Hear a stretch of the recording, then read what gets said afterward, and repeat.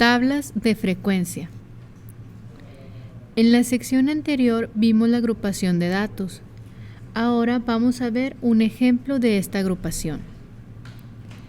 La siguiente tabla muestra los tiempos de auditoría de fin de año.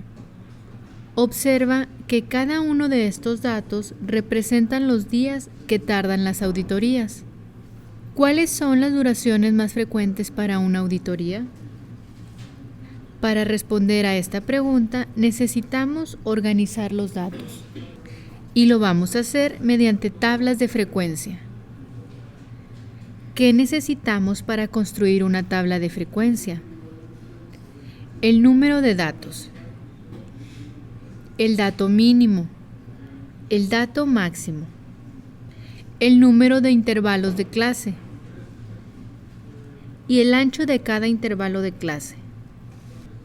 Como podemos ver en la tabla, tenemos 20 datos.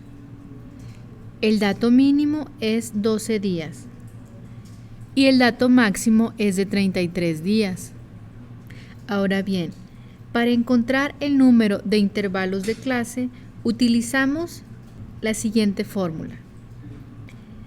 El número de clases es igual a 1 más 3.3 logaritmo en base 10 de n, donde n es el número de datos.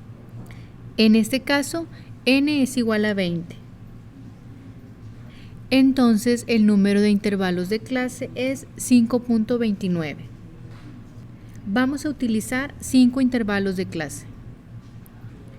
Lo único que nos falta por determinar es el ancho de cada uno de estos intervalos, los cuales se definen con la siguiente fórmula. El ancho de cada intervalo de clase es igual al valor máximo menos el valor mínimo dividido entre el número de intervalos de clase. Entonces tenemos un ancho de 4.2. Como los datos representan días, entonces vamos a establecer el ancho de cada intervalo de clase en 5 días. Ahora vamos a determinar los límites de clase.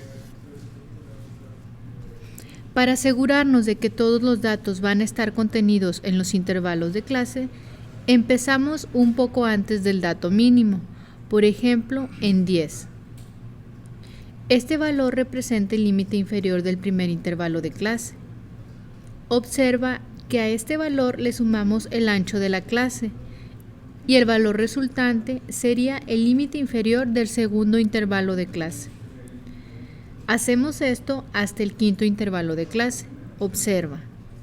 De esta manera, el límite superior de la primera clase es 14, el de la segunda es 19, el de la tercera clase es 24, el de la cuarta clase es 29 y finalmente el de la quinta clase es 34. Una vez que tenemos los intervalos de clase, lo que sigue es encontrar la frecuencia de cada uno de estos intervalos. Observa que para el intervalo de 10 a 14 días tenemos 4 datos. De 15 a 19 días tenemos 8 datos. De 20 a 24 días, 5 datos. De 25 a 29 días, 2 datos. Y de 30 a 34, únicamente un dato. Podemos ver en la tabla que todos los datos se encuentran representados en los intervalos de clase y que ninguno de estos datos puede estar en 2 intervalos de clase al mismo tiempo. La suma de las frecuencias debe ser igual al número total de datos, en este caso 20. Y las frecuencias relativas las obtenemos al dividir cada una de las frecuencias entre el número total de datos. Recuerda que la suma de las frecuencias relativas debe ser igual a 1. Una vez que determinamos nuestra tabla de frecuencia, podemos responder a nuestra pregunta de inicio. ¿Cuáles son las duraciones más frecuentes de auditorías?